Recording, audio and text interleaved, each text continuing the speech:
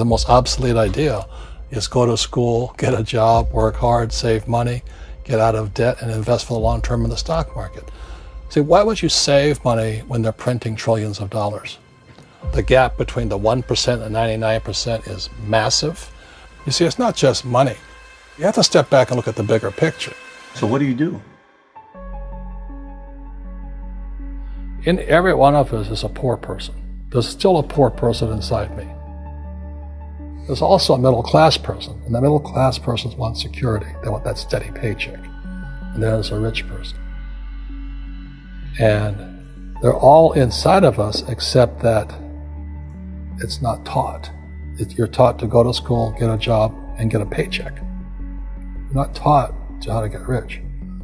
If you read Rich Dad, Poor Dad, my rich dad refused to pay me. He said the paycheck was one of the most damaging things you could take in your life. He says the moment you take a paycheck, you're an employee, and that's the mindset. So my rich dad never paid me. It drove my poor dad, government employee, nuts. You gotta pay people, you gotta pay people. And Rich Dad was not saying that the paycheck was bad. He says you didn't want to be a slave to money. So as an entrepreneur, if Rich Dad folded, I just started another company. I don't need a paycheck. I don't need anybody to take care of me. If my government doesn't like me, I move to another country because they need entrepreneurs there. So the entrepreneur is not so much the business. The entrepreneur is really the mindset and the skill sets and the different set of rules. You see, small business does not operate in the same rules as big business. Entrepreneur is a mindset first, a skill set, and rules. And depending upon whether you're an employee or a small business, the rules are different. The mindsets are different, the skill sets are different. If you could say one thing to somebody who's never been an entrepreneur and they're thinking about making the leap of faith into becoming an entrepreneur, what could you tell them? Well, I'll just tell them the same thing that happened to me. My last paycheck, I still remember it clearly. It was one of the worst and the best days of my life. And I was in Puerto Rico. I was working for Xerox, and my boss gave me it wasn't a paycheck, it was a bonus check. I think it was about $30,000 taxable. It's the only problem with that. So I got this check and I went, holy mackerel. So I was excited, but I was also disturbed. And so this other guy comes up to me, his name was John, and John says to me, he says, you're gonna be back. I said, why? He says, because you're gonna fail.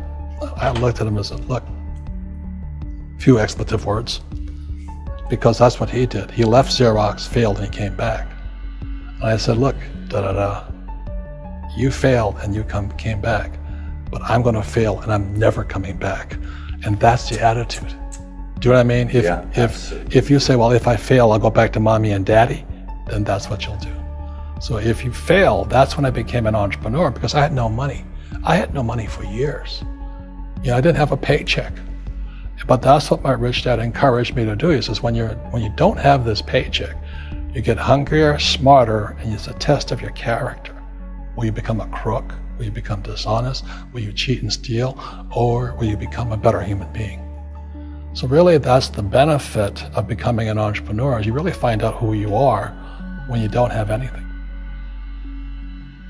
So you always have to look at the big picture. Too many people look at, well, what's going to happen to me? When you look at the big picture, you're also going to know that when something bad happens, something good's going to happen. But you got to prepare for whatever is coming. If you think next 20 years will be like the last 20 years, you're going to get creamed. When you and I go to the supermarket and we buy a carton of milk, we always check for the expiration date. But most people do not check for the expiration date on their brains. Instead of get out of debt, I get into debt. I just refinanced $300 million in debt. I went from 5% to 2.5% interest. I made a fortune. Every month, more money comes in because my cost of money has gone down.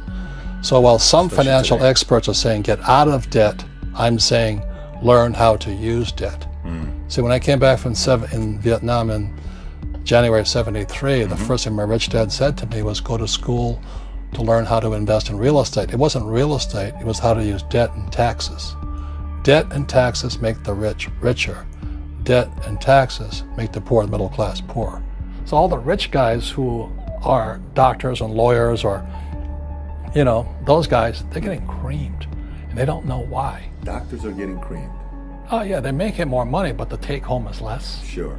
My doctor just yelled at me. He was happy. He says, "Oh, guess what? I finally made $1 million." And I said, "Yeah, this was just 3 weeks ago." And so I said, "Yeah, well, how much you pay in tax?" He says, $750,000 in taxes.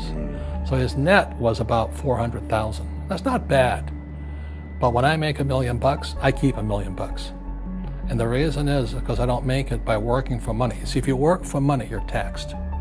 So that's why lesson number 1 in Rich Dad Poor Dad is the rich don't work for money. What we do instead is we create businesses as entrepreneurs. We acquire real estate. I don't invest in the stock market. Okay? So the reason is because as entrepreneurs, I have more control over my income, how much I make, and how much I pay in taxes. And because I'm an entrepreneur as well as an investor in real estate, I pay 0 tax. So every time I make, let's say, $1 million as an entrepreneur, I immediately invested in real estate. I have a 4-to-1 step up. So I put $1 million in real estate, I get $4 million from the bank. That's why I love banks. But the banks are screwing everybody else, terrible. But it's good for me. That's why you say when you print, it's good for you, but when you print, it's bad for people that work for money. Because when you print, savers get creamed and people who work for money get creamed. When they print, debtors get rich. You see, debt and taxes make the rich richer, and debt and taxes make the poor middle class poorer. When we have obsolete ideas, we get obsolete results. So what's happening for most people, the idea of going to school, getting a job, working hard, saving money, getting out of debt, buying your house because it's an asset, and investing for the long term, is obsolete. The world has changed. The world changed in 1971 when President Nixon took us off the gold standard and money became debt. What if we get rid of school? Then what would happen? Would it be better if we had no educational system at all? No, I'm saying education is more important before. It's just obsolete. There's Moore's Law which states information doubles every 18 months. In other words, everything's obsolete 18 months. So, and this is just a recent phenomenon. So when you come out of school, you're already obsolete. And that's why I'm the old guy, I meet my friends who went to Harvard. I went to Harvard. I said, yeah, that was how long, 50 years ago? Today, the banks are charging you interest to save money. In other words, banks don't want your money because they printed too much of it. And that's why there's this bubbles in stocks and bubbles in real estate and all this. People are dumping the cash because, as I said in here, savers are losers and cash is trash. And yet people are, well, I want a high-paying job. Well, that's an obsolete idea. Get out of debt is an obsolete idea. You should learn how to get into debt, how to use debt to get rich, and they'll never teach you about taxes. The reason the 1% is way up here and the 99% are going this way is because when you print money, 2 things happen: inflation and taxes. It's crushing them. And any entrepreneur thinks, I'm just going to make money and I'm going to start a business and make a lot of money because of what we talk about. They really have got to smell the roses, man. That's not what the real entrepreneurs are doing. Most entrepreneurs, there's 28 million small business owners in America. 24 million are what are one-person entrepreneurs. They're called non-employee entrepreneurs. So and that's what happens is when people don't really understand what an entrepreneur does. So most big people are self-employed, but they're not really entrepreneurs. The self-employed pay the highest taxes of all, and nobody tells them that. Yeah, it's also called the entrepreneurial spirit, but what we were actually talking about was there's no such thing as a bad economy.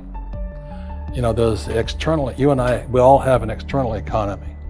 But we also have an internal economy. And the willpower is to change our internal economy. So for me, I can see the good and I can see the bad. I don't really give a damn because I'm going to be rich anyway. But a poor person with a poor personal economy, all they're going to see is a bad economy because they don't know how to make money in any economy. And a middle class person, they have a middle class economy. What they want is a nice house and a steady paycheck and the job and the car. And so when you take their job away, to them, that's disaster. Well, since an entrepreneur doesn't have a job anyway, it's no big deal. So all I'm saying to people, and it's what Bucky Fuller taught me, there's always two sides, you know what I mean? Unity is plural, at minimum two. So if you think the economy is bad, it's because your economy is bad. If you think that steady, employment is important, then you'll see an economy without jobs. Your economy versus the external economy. What you control versus what you can't control. I can control. Yeah, it's called an internal focus versus an external focus. So the real entrepreneur has an internal focus. That if they fall down, they say, "Oh, this is good, because I'm going to go up higher." The average person will fall down and say, "Oh, I'm going to take some Prozac," or somebody has a mistake. So, "Oh, the mistakes don't matter." Well, mistakes matter. It means you didn't know something. But a real entrepreneur, whether they fall down, they always can go up. They can stand back up and go higher. And no matter what happens to them, they get stronger and better and smarter and happier. But a person with a weak internal mindset is that they're so afraid of what happens, it generally happens. Like, people who are afraid of losing their jobs, they generally lose their jobs. You know what I mean? Yeah. So everything comes through you. Yeah, so the entrepreneur first job is to control inside here, not outside there. The moment you take that paycheck, you're an employee. You've got to be stronger than that. It's about inside control.